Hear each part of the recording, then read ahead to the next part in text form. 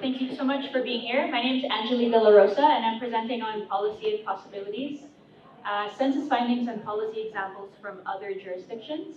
And I'm with Vancouver Urban Farming Society.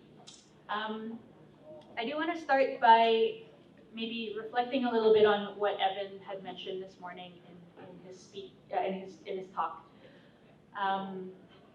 You talked a lot about responsibility, and I was thinking about what I would say if in a land acknowledgement for this session, and decolonization and reconciliation are things that I've only started thinking about in the last few years. I moved here with my family from Manila in 2002, so it's been 17 years, and it's really only been in the last few years that we've talked about, and I've learned about the history of colonization and dispossession on these lands. So just thinking about how to relate this very nitty-gritty policy talk to those big ideas. And I guess what it comes down to for me is the question of how can we be good stewards for this land, whatever we're doing, whether it's actually growing food with our hands or growing flowers and honey, or working collaboratively with other farmers and the city on policy. And what can we really do to help take down those barriers so that everyone, regardless of where they come from, what language they speak, what they look like, can really participate fully in our food system and in our economy as well. So those are just some reflections, and I'm hoping that this research project will really contribute meaningfully to that. I guess I'll just introduce myself as well. I've lived in Vancouver for the last 17 years. I have a background in both public policy and sustainable agriculture. I've just recently finished my studies at Kwantlen Polytechnic University studying sustainable agriculture. I was involved in an urban farm this past summer at Farmers on 57th, really learning what makes an operation like that work and what it takes in terms of people power and marketing and good practices. So I'm really excited to be contributing to urban farming and policy in the city. What will I be talking about today? And I'm doing the same thing as Caitlin, so I'm doing a double click situation. So bear with me while I try to remember to click on this laptop and on the other laptop. One moment. Okay. So I'm going to start off. I'm going to tell you the three main takeaways of my presentation, and then I'll show you the presentation, and then I'll remind you of the three main takeaways again at the end. So these are the three things that I'm hoping everyone will take away from this session. Number one, the city is nowhere near reaching the objective that we talked about earlier of having 35 different urban farms by 2020. And I mentioned it in the previous session, we're actually declining in the number. And I don't think that that's can be attributed fully to the guidelines, but surely the guidelines do have a role to play in that, as well as the things we've talked about, like challenging real estate prices and just the high cost of living in the city and all those things. But that's where we're at.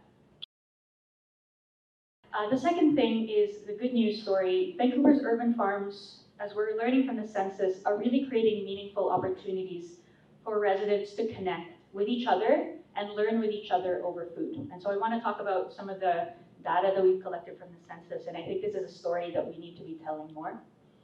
And the third takeaway is that we can look to other cities and other jurisdictions for ideas or examples or possibilities of how to reduce those policy barriers for people to participate and increase support for our urban farms who are not just growing but also selling food and other products. So the project that I'm going to be presenting on today has a couple of overarching goals. One is to inform the upcoming or the ongoing City of Vancouver review of the pilot urban farming guidelines that's happening with farmer input as well as policy research. And we really want to be part of establishing this more supportive policy framework, not just regulatory framework, but broadly policy framework that will allow urban farming to grow and to thrive and not just survive, and really provide a model for other cities. So I'm going to be talking about two main things. One is the results of the Vancouver Urban Farming Census 2017 to 2019. So that's the first half of the presentation. And then the second half, we'll switch gears and talk about what other cities are doing in terms of regulations. And before I get to the results of the census, I really do want to acknowledge the work of Mark Schutzbank, who many of you know with Fresh Roots Urban Farms. I believe they've had a baby or are about to have a baby. Had a baby, congrats. But the census really came from his master's thesis work in the early 2010s. And so he carried it out, I think in 2012 and again in 2016. And so this is the third iteration of the census, and it really builds on all the work that he put in. Big kudos to Mark. So I'm just going to switch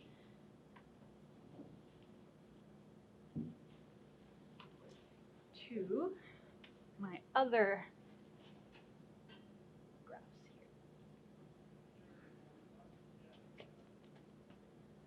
So in terms of the draft results of the urban farming census, I've already mentioned this goal that the city had from 2013, which was to increase the number of urban farms from 17 to 35 by 2020.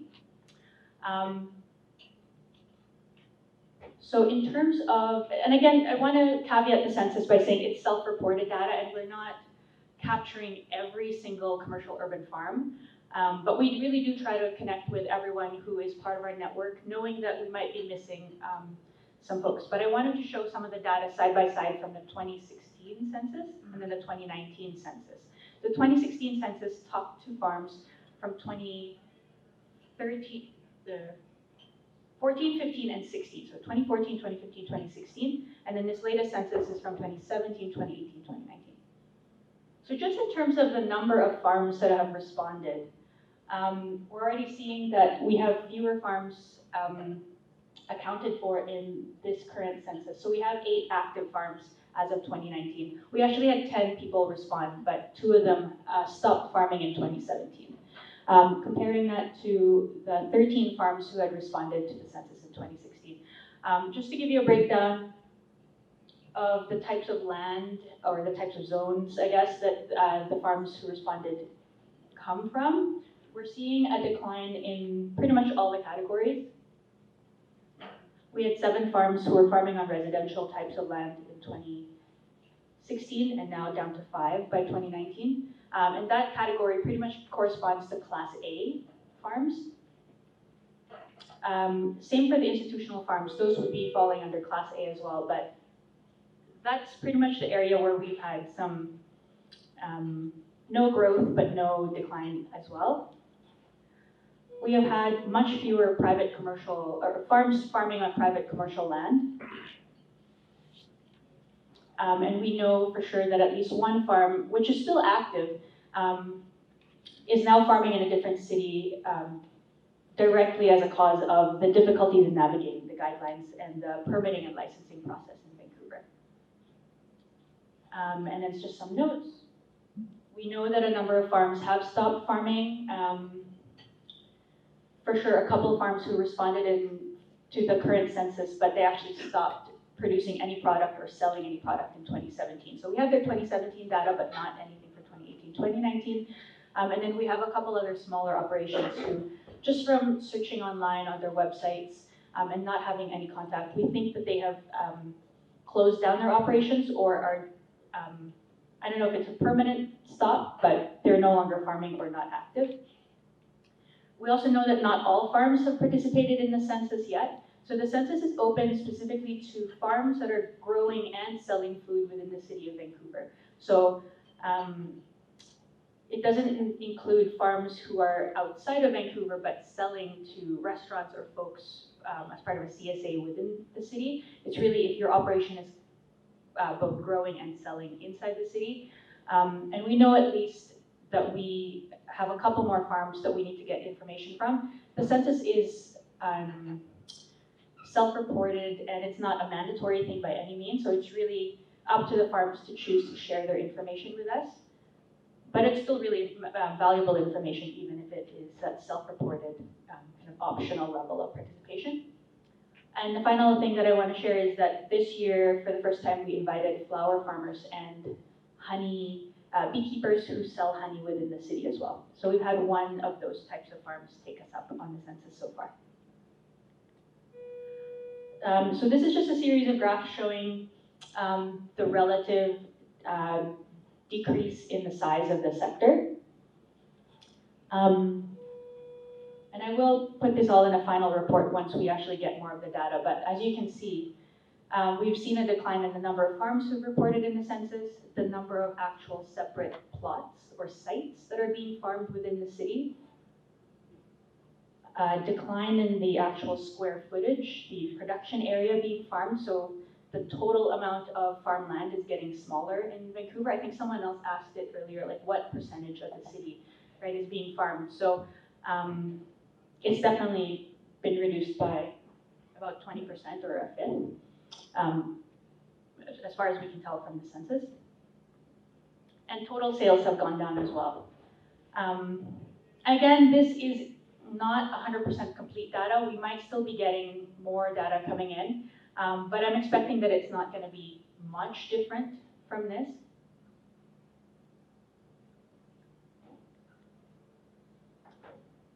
Here is a map of where all the different farm sites are in Vancouver. It's not very clear from the bulb of the projector, but the color is, it's all green, but the lighter shades of green mean that there's smaller square footage, and then the darker shades of green mean that there's a lot more land being farmed there. So you can see Dunbar Southlands, which is actually outside of the scope of the urban farming guidelines, is where a lot of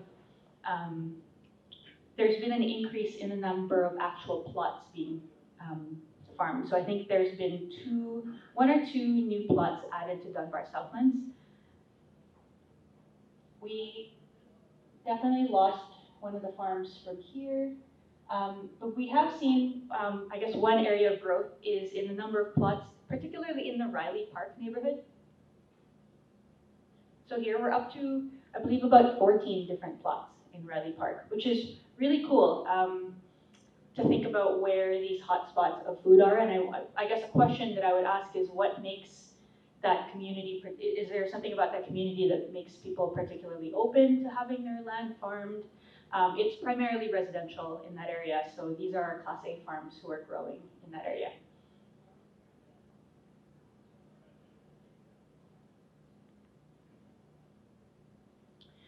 Here is a graph of food sales. So we asked farmers how much was the value of what they sold and what type. So how much was their CSA sales, farmers market sales, farm stand sales, restaurant sales, sales to institutions like cafeterias or hospitals, retail sales, if any other types of sales, and any produce that they had donated. So you can see actually quite a spike in 2017 following that upward growth that we had seen. And then kind of going down with the loss of some of the farms, either going out of business or moving out of the city, or maybe just going dormant. And again, I don't have the complete data yet from all farms, so this gray area here is kind of what I'm projecting based on 26, like if certain farms just kept at the 2016 level of revenue. But you can see that it's not like the sector has gone down so much in terms of sales, but we've really seen, I guess, a shrinking of the amount of business that farms are doing. I think one area of growth that we did see from the beginning of the census up to 2017 was in restaurant sales. And some of the farms that that left the city after 2017 were doing a lot of restaurant sales. So that's part of the reason why we see a shrinking in restaurant sales there. So restaurant sales is this green face here. This is kind of, I would say this particular slide is a bit premature to draw hard conclusions from, just because sales data there are some gaps in the census results. So I still need to follow up with some farms just to get their actual hard numbers. And so I think this is just a preliminary sense of what's happening in the sector. And I apologize that it is a little small. But I can definitely make this available to folks after the workshop, and this will be in the final report as well. So that's what I wanted to show, a little bit of the data, what the data is saying in terms of what the number of farms are, kind of where the sales are going, how much land is being farmed. But I do want to switch gears and talk about some of the really cool work that we're seeing where there is growth happening in the sector. And this one is in terms of the community and social impact of our urban farm sector. So I just wanted to pull some text from the Vancouver Food Strategy from 2013, where one of the big goals is empowering residents to take action. And it really is talking about how do you strengthen capacity in our neighborhoods, how do you increase knowledge, how do you then take that knowledge and empower people to take action to mobilize for food system change. And this is where I think our urban farms are shining. So this is one area of growth that we're seeing, is a number of community or city residents who are actually engaging in some way in urban farm programs and events. And this doesn't even include customers, like this is outside of just the customer base of farms. Can you describe what the farm is? Oh, it's hard to see. Sorry, so the bottom axis is years. So this one is 2016, 2017, 2018, 2019.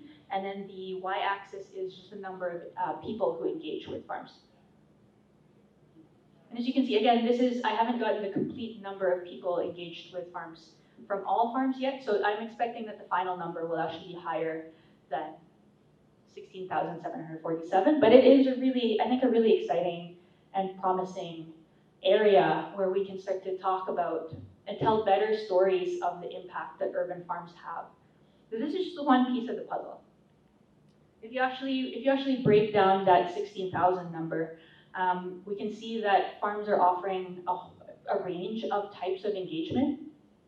So some farms are offering workshops, some farms are offering internships, very focused on youth and learning.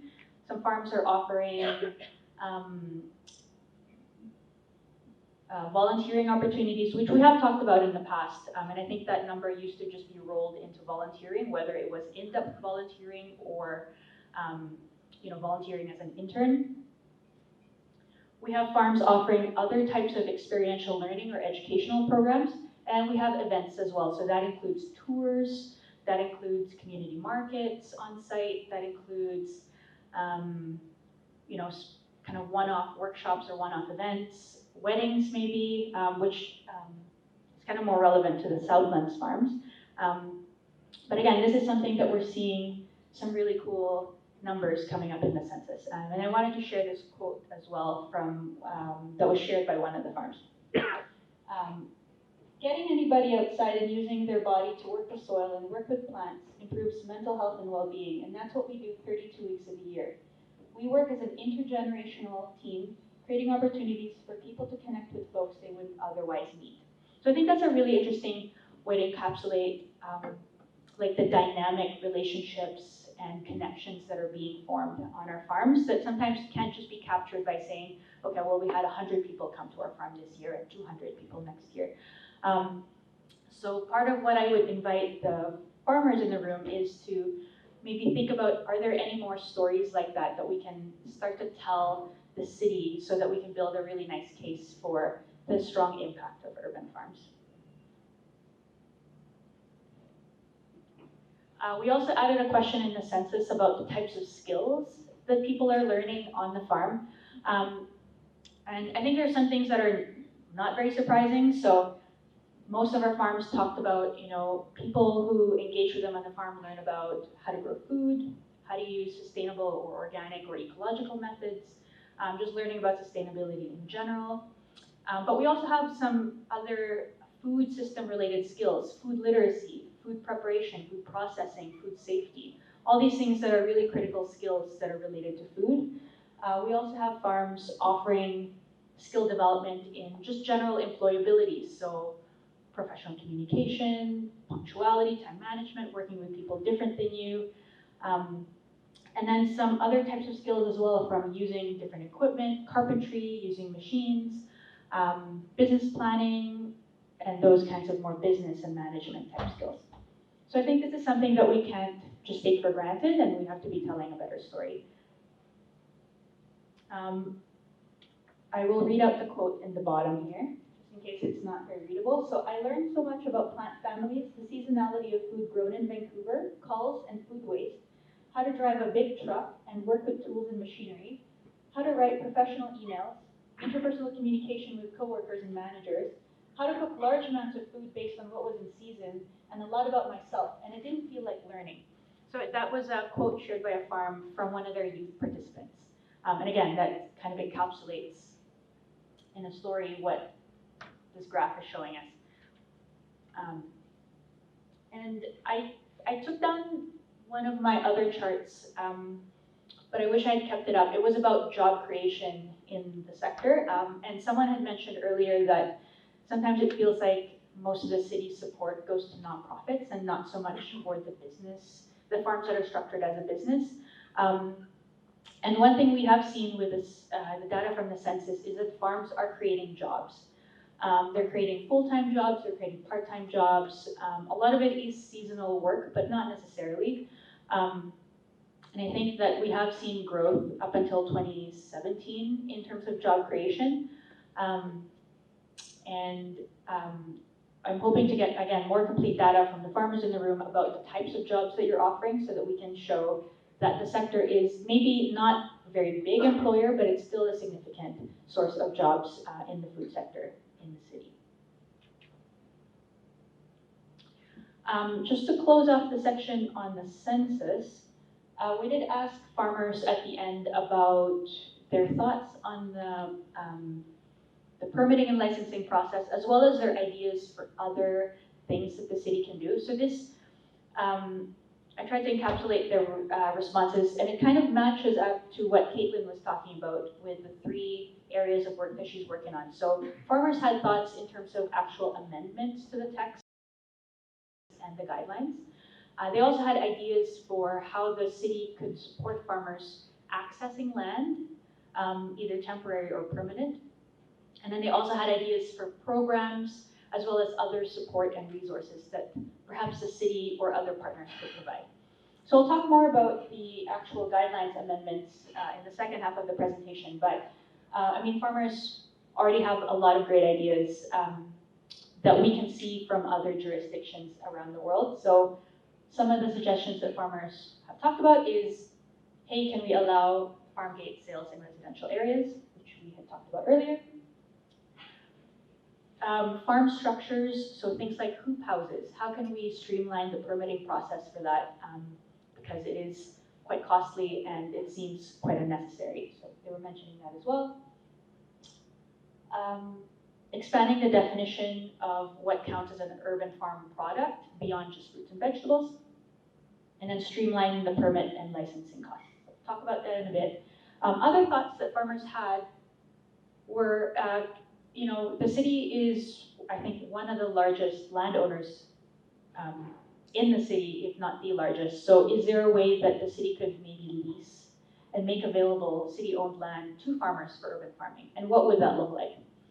Another suggestion was, could it be not just a temporary lease, but could it actually be permanent? And what would, you know, a permanent urban farm on city-owned land actually look like? And could we make that happen? Or what could we do to make that happen? And then incorporating urban agriculture into new city development. So we work, you know, the city works with developers on community amenity contributions. How could urban farming be included into more of those? And then in terms of other resources and supports that farmers were talking about, again, echoing what Caitlin had mentioned before, the city does provide currently free deliveries of compost for new community gardens. Is that a resource or a support that we could extend to urban farms? Knowing that the city already has this composting program, could we include leaf mulch in that? We know that the city's collecting all these leaves, and urban farms can definitely use that as a source of mulch. So could that be included in that kind of resources and being able to just deliver those to the farms. Being able to provide more grant funding was mentioned as well. And then finally, sharing the city's horticultural resources. So this might be opening up the city's greenhouses or nursery space, and what would it look like for urban farmers to be able to share in that. So these were some really neat suggestions from farmers. I'm wondering if maybe we should take a pause for questions about the census and then shift to the policy research section instead of saving all the questions at the end. Does anyone have any questions about the census so far? I see a question from Carly. I'm wondering if any parts of the census, like you addressed that big drop off that happened in 2017.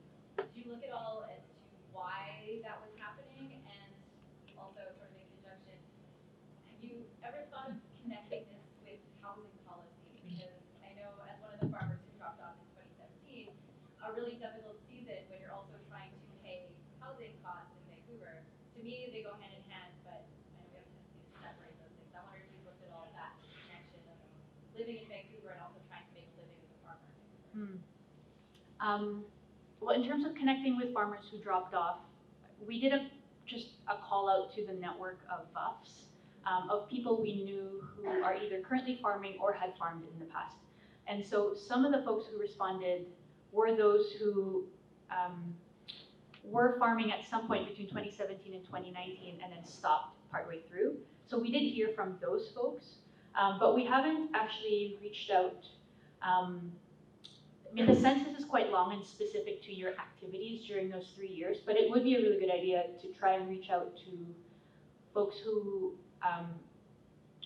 haven't actually farmed in 2017 to 2019, but farmed previously. I think we just have to come up with a different set of questions to ask them. And then in terms of connecting it to housing policy, it's not part of the census questions. Like I don't know if you've ever filled it out, but it's quite specific to, you know, your square footage, how much.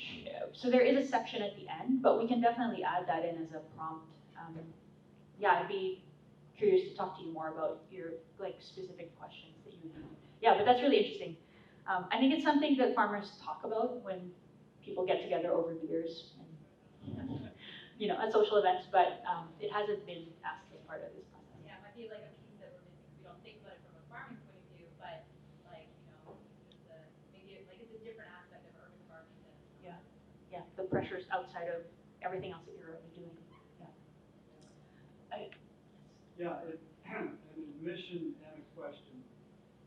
The numbers are going to change pretty dramatically because we have not put our data in for various reasons, and Soul Food Street Farms represents a disproportionate amount of both acreage and dollar value. And so I apologize for that, but I won't get into the details. Yeah. But I think it's important to note because I think that may change some of this quite significantly. Yeah. I will say that in the earlier years of this census, I had some issues with it. I think this has improved dramatically because it wasn't clear. The city used some of those numbers to demonstrate that there was this huge, dramatic increase in urban agriculture in Vancouver, when close to 90% of those numbers were one farm. Right. And that was us. And I think it was deceptive. So I'm glad to see that there's more breakdown of the material because I think people, there was somehow a perception that, you know, because of the city's policies or vision, that suddenly this thing had exploded. And it wasn't exactly like that. And then I have a question, which is is the Southlands involved with, is that part of this data? Southlands Farm? Southlands Heritage Farm? Yes. No, but any of the farms in that Southlands area? Are they included in the data? One farm that only operates exclusively within Southlands is within this data, and then there are some farms, Class A farms, who have both plots outside of Southlands and within Southlands. So currently that is included. Yeah, I don't, and for those farms who have plots in, you know, other areas of Vancouver and in Southlands, we don't have the data of, 10,000 of what they made was from Southlands, and then the rest was from their other plots. So yeah, but does that answer your question? You know, I was just thinking, because if there was, that also could throw the data numbers off considerably. Mm-hmm. And not that I'm suggesting they not be included, I'm just saying it should be clear. Yeah. Yeah, that's a good point.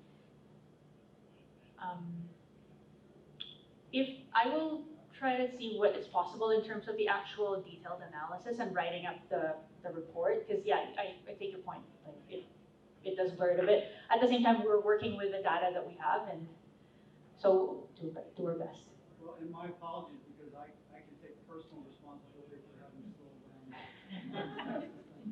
down. It's a long census, so I appreciate it. Thanks for making excuses for me.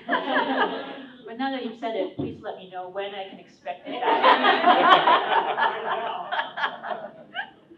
Yeah. Other questions?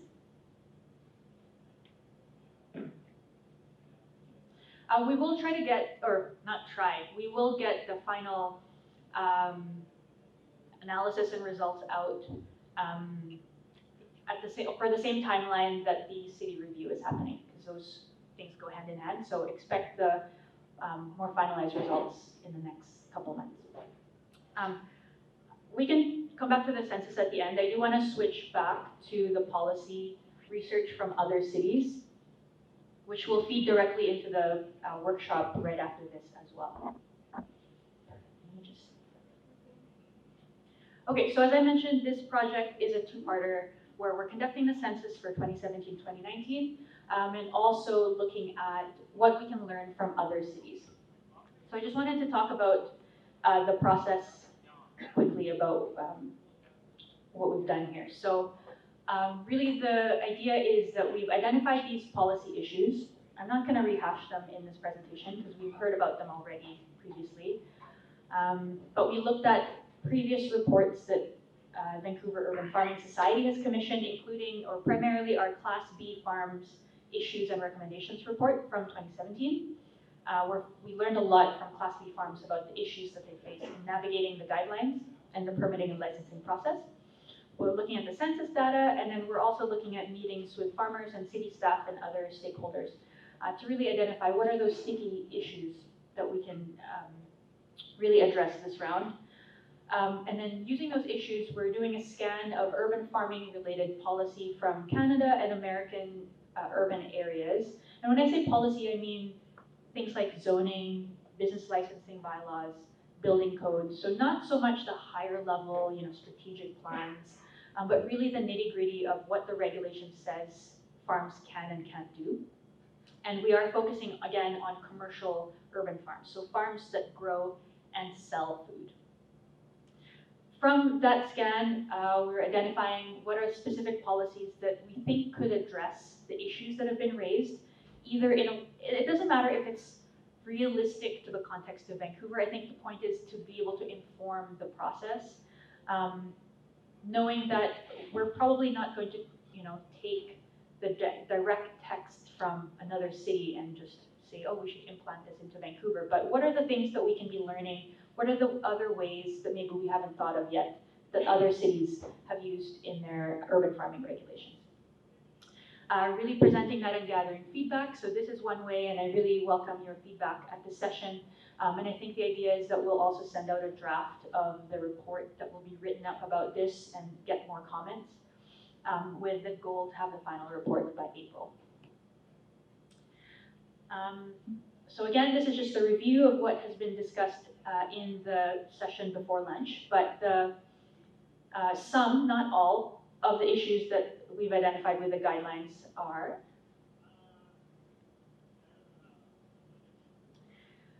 the requirement of applying building code to farm structures, to hoop houses in particular, but just to farm structures that don't necessarily have a high level of human occupancy, that aren't meant to be load bearing, are still being required to go through building code and get a building permit. This process of needing to get a development permit for all Class B and some Class A farms. this requirement of attaining or applying for a separate business license for every single site. That might not be an issue if you were a farm with only one site, but we have farms with 2, 3, going up to maybe 15 or 18 different sites, especially if you're farming front yards and backyards. And to be able to have, or to have to apply for a separate license every time is quite onerous. So that's been raised as an issue. These limits on revenue and the limitations on obtaining farm class status. The limits on the types of products involved and really only allowing fruits and vegetables in the guidelines. Not permitting on-farm sales in residential districts and only allowing sales of products that were grown on-site. Having limits on hours of operation between 8 a.m. and 9 p.m. in residential areas.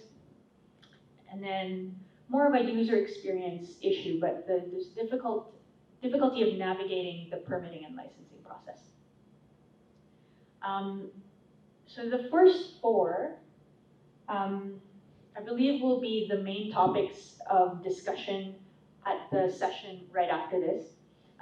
These were, when we were talking about what we should be kind of workshopping today, these were the stickiest ones.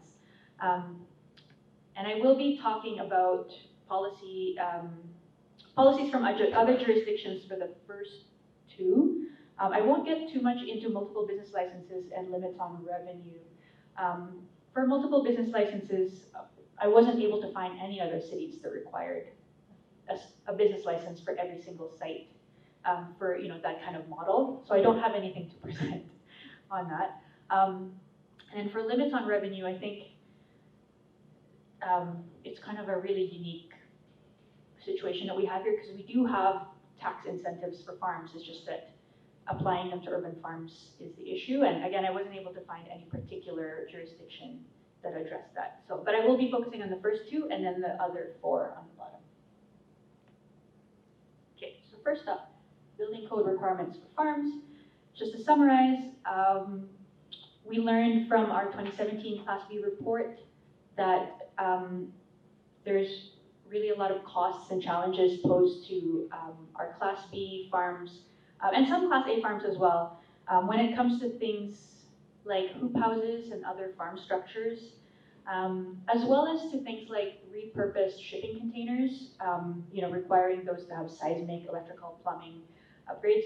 I'll be focusing on the hoop houses, again, because I think jurisdictions, the ones that I looked at, really do treat shipping containers as a building. So I wasn't able to, or I haven't been able to find yet any examples where someone has really recognized that shipping containers can be used for urban farming in a particular way. So I'll be focusing on the hoop houses and farm structures in this session. I do want to acknowledge, I think for the farmers in the room, this is a known thing, but sometimes the term greenhouse is used as a really broad umbrella term. And really you can have such a range of types of structures of greenhouse. You can have a greenhouse like this rooftop greenhouse, which is a permanent metal and glass structure. I think this one is in Montreal. It's really large. Lots of things going on in there, much bigger footprint, a bit higher. And then, so that's called a greenhouse. And then other folks will call this a greenhouse as well, which in some other terms would be known as hoop houses or high tunnels. And they have the soft poly kind of lining or walls instead of actual glass. And often you take off the plastic in the winter time or even in the summertime, depending on what you're using them for. They can be a lot smaller. They can still be large, larger than 10 square meters, but the idea is that should they really be considered buildings? So I wanted to share some research findings from a couple other places in the States. So let's look at Baltimore. So Baltimore amended its building code to allow hoop houses without requiring permits. So this is the actual text. It's very straightforward. Permits shall not be required for the following: shade cloth or plastic film structures commonly known as hoop houses, constructed for nursery or agricultural purposes. The covering of the structure must be a material that conforms to National Fire Protection Association standards. And interestingly, their building code has a separate section for hoop houses and a separate section for permanent greenhouses. So they have a different application of the building code in that hoop houses don't need to have a building permit. So that's an example where the municipality itself changed their building code to exempt these farm structures. New York, actually the entire state of New York in 1992 changed one of their state level laws to exempt temporary greenhouses from the state building code. And for them, temporary greenhouses or hoop houses are not even buildings. So they're counting as agricultural equipment, specialized agricultural equipment. So temporary greenhouse means specialized ag equipment having a framework covered with demountable or removable poly materials or materials of poly nature, lacking a permanent and continuous foundation, specifically designed, constructed, and used for the culture and propagation of horticultural commodities. It may include, but not limited to, the use of heating, water, electrical utilities, and supporting poles embedded in non-continuous concrete. And I think this is interesting. New York,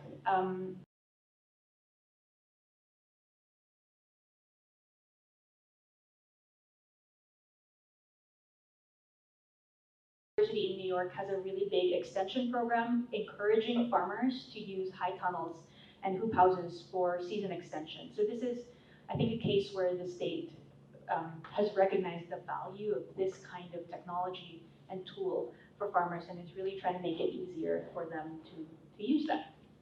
So I wanted to point those out as two examples of, pretty, in this case, New York, it's a pretty big city or a state that's really recognizing that these are not typical buildings, not typical structures, and that there should be different standards that apply to them.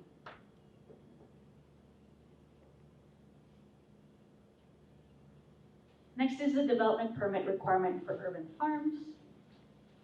Just to review, this is what the zoning looks like in Vancouver. So Class A farms are allowed in residential or conditionally approved uses in residential districts, and Class B farms are conditionally approved uses in commercial, industrial, and historic districts. And as we talked about earlier, urban farming is not mentioned as a use in comprehensive development districts. And so I was looking at what other cities are doing in terms of their zoning, as well as making it easier for farms to apply for permits, if they even require that. So let's look at Victoria, our neighbors across the water. So they, their zoning bylaw allows small-scale commercial urban food production in all zones, provided it's not noxious or offensive to neighbors or the general public by reason of emitting odor, noise, or artificial lighting, and is subject to certain regulations in Schedule L. And those regulations are really just saying what products are allowed in urban farming, as well as regulating farm stands. So they don't actually specify things like the size, and it's introduced as this use that's permitted in all zones in the general regulation section of the zoning bylaws. It's not specific to district. They do still have development permit processes. So development permit is required if the installation is being constructed as part of a building, structure, or other landscape features that otherwise would require a development permit, such as a new development. But you wouldn't need a development permit if it was just for landscaping use. So I think this is a little, to me, this is a little unclear still. So I would want to follow up with the City of Victoria. But what I liked about this is that it's quite permissive in terms of which zones urban farming can happen. Let's look at a different example, which takes a bit of a different tack. So this is Boston. So Boston went kind of the other way, where they really very specifically regulated the types of farms, the size of farms, whether they're allowed or conditional in different districts. And they also have, they talk about urban farms, but they have specific types. So they have ground level farms, which are farms on the ground level, as opposed to roof level farms. And they also have specific zoning for aquaponic and hydroponic farms. which was mentioned earlier, but it's, again, that's not a use that's acknowledged in our current guidelines. I'm not saying that this is what we should do in Vancouver. What I really like and want to highlight about Boston is this thing called CFR. So CFR stands for Comprehensive Farm Review. Oh, sorry, so those were the ground level requirements. This is the roof level requirements. Again, they're either allowed outright or conditional in all zones, and they don't have a size limit, although by the time you get to the really large farms that are greater than 1 acre, they tend to be conditional and need a lot more review. But I want to get to the CFR review. So the main thing I want to highlight about this is that the cost is free. And just to contrast that, the development permitting process in Vancouver, I was just chatting with Caitlin, and we're thinking that for an urban farm, the fee is expected to be around $1,000 or $1,100 for the development permit.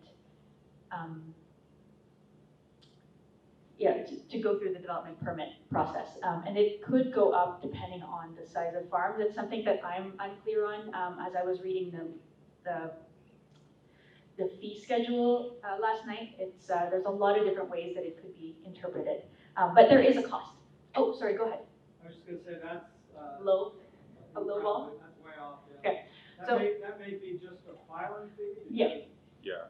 We've paid up to over $30,000, up to $40,000 for a single site. Right.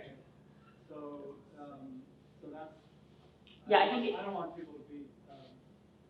That's probably just a filing. The filing, yeah. So I think it's just even the step of applying for the permit. Yeah, sure. Oh, just wanted to add, that's probably Echo exclusive that. of professional fees and Right. everything else. Yeah. that Oh, go yeah. along Not with even talking about professional fees. Yeah. So there's a lot of costs involved to urban farms right now to apply for development permit. Boston, so they have this kind of parallel track review process for their urban farms, where instead of getting a development permit, or I think they call it a development review or zoning review, they have CFR, which they talk about as not requiring professionally drawn plans. So it's something that you as a farmer can engage in yourself. It's an administrative review by city staff, and it actually looks, in some ways it looks and feels a bit like development permit here in Vancouver. So you're submitting site plans, you are talking about your management of the kind of drainage and irrigation. They have specific design requirements for urban farms to make sure that the design meets the character of the neighborhood. So they're looking at site plan, fencing, landscaping, lighting materials. But this is the kind of thing that they show on their website that they're looking for. So a sketch, or maybe a Google kind of Google Maps satellite view. They do include as part of that notifying other city departments who might be affected. They contact your city councilor. They notify neighborhood associations in where you are hoping to establish your farm. And they do have a public comment period. But at the end of the day, they say that the CFR process cannot stop a farm from moving forward when it's an allowed use. So I think this is an interesting I don't know, option or alternative or possibility. Could this kind of, if the city is going to be reviewing farm plans, at least I think this acknowledges that the economics of farming is quite different. Like the margins are low. Farmers usually don't have that much cash, deep pockets to pay for those professional fees. And that they might require this even if you're an allowed use, especially if it's a large farm. But I think it's an interesting one to consider, just an alternative administrative process. In terms of limits on products allowed, again, the Vancouver guidelines only allow fruits or vegetables, and I wanted to share a couple examples. So Victoria has quite a long list of allowed products. So only the following items may be cultivated, harvested, kept, sorted, cleaned, and packaged: fruits, vegetables, flowers, fibers, so fiber would be things like loofahs or even linen or flax, seeds, nuts, seedlings, herbs, eggs, honey, mushrooms, and plant cuttings. So they have quite a long list. that are allowed as part of small-scale commercial food production. They also allow the production of compost, production and sale of compost that might be a byproduct or a result of your process on farm, if it's happening in industrial zones. Yeah, I was interested to see that they even allow eggs. I thought that, but I think this is on a small scale, so you wouldn't have to worry about quota or things like that. In Baltimore, they have some even more exciting things that they allow as part of urban ag. So cultivation, processing, and marketing of food with an emphasis of operating as a business. It includes animal husbandry, aquaculture, agroforestry, vineyards and wineries, and horticulture. So again, quite broad description of what they would allow in urban agriculture. I think this notion of aquaponics or aquaculture is interesting. I think when I was thinking of aquaponics, I had this image of like a large warehouse, quite industrial. And again, it's also, I never imagined that there would be kind of accessory uses that would involve aquaponics or kind of small scale or even educational uses of aquaponics. So I just wanted to throw this up as an example of what other places are doing in the world. So this is in Hawaii, not in Baltimore, but this was just given as an example of what an educational use of aquaponics or aquaculture could look like. So this is their outdoor tank, but I believe they're linked to indoor plant production. So I thought that would be really neat. Oh, the caption at the bottom says, outdoor aquaculture tanks at William McKinley High School in Honolulu. So again, what are these opportunities and even educational or community engagement opportunities that we could be opening up by asking these questions? And then lastly, for Calgary, they also talk about including aquaculture and even raising insects for food, which I thought was really interesting. I hadn't even thought about that. But we're talking about crickets and protein meal. They're kind of getting ahead of the curve there. So I think there's lots of possibilities for the kinds of products that we could be talking about for urban ag. Limits on on-farm sales, this came up quite a bit earlier. Lots of places in the world allow sales in residential areas. In Victoria, the sale of food is allowed on any lot in which small-scale food production occurs, regardless of whether retail use is permitted. So if you're in a residential area, they would allow you to have a food stand for your sales. Or if you are growing in conjunction with a restaurant or somewhere maybe with a retail use, then you can also sell through that avenue. So this is an example of what they, in terms of how they regulate farm stands. So they do have things like minimum setbacks, the size that they allow, but these are things that they are allowing in residential areas. And just a note about business licenses, if you are an urban farm in Victoria, you don't license your site, you license your sales. So if I was farming on maybe my front yard and backyard,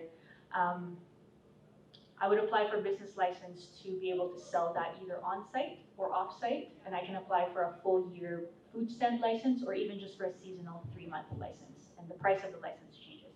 So a bit of a different model that they're taking, but they really are. I think this seems like an easy thing that we could do in Vancouver, is really allowing food stands in residential areas.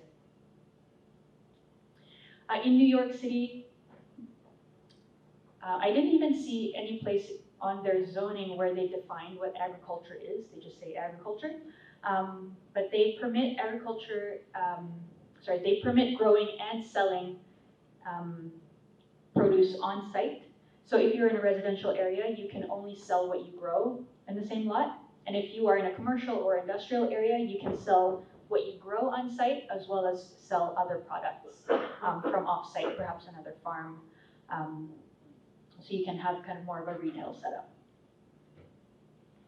So this is just a graphical representation that they had on their website, where if you were a rooftop garden in a commercial area, you can sell both the produce grown on site, what they have in green, and then other products from off site as well.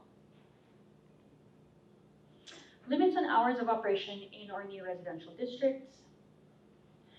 Again, so in Vancouver, we're limited to 8 a.m. to 9 p.m.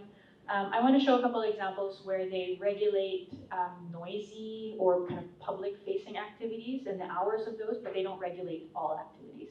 So in Seattle, if you're in a residential zone, you're limited to doing retail sales and other public use of the farm from 7 a.m. to 7 p.m. So that's kind of a narrower range, but that is just for those more public uses of your farm. So that leaves it open for the heat of summer and you're wanting to do weeding or harvesting. As long as it's not a retail or public use, it can fall outside of those hours.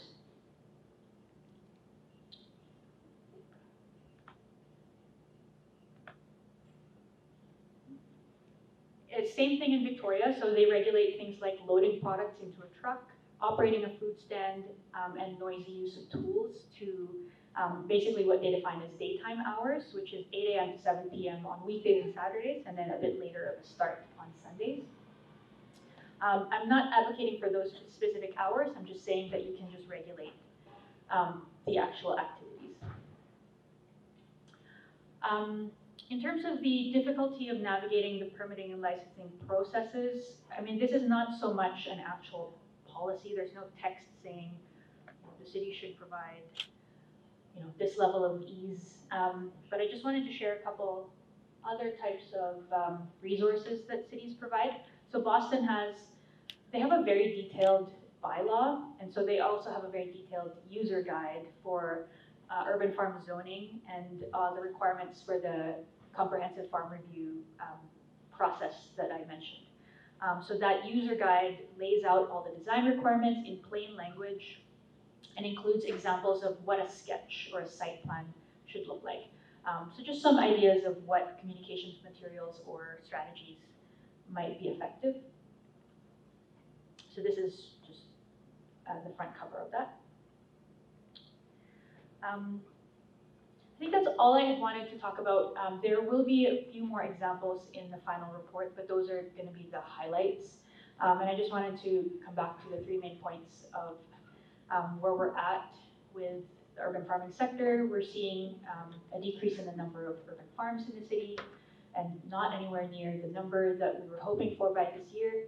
I think we're doing some really cool social and community impact through the programs that our farms are offering, as well as through the jobs that they're creating. And there's some really cool examples of what other cities are doing to reduce those barriers and really increase support for commercial urban farms.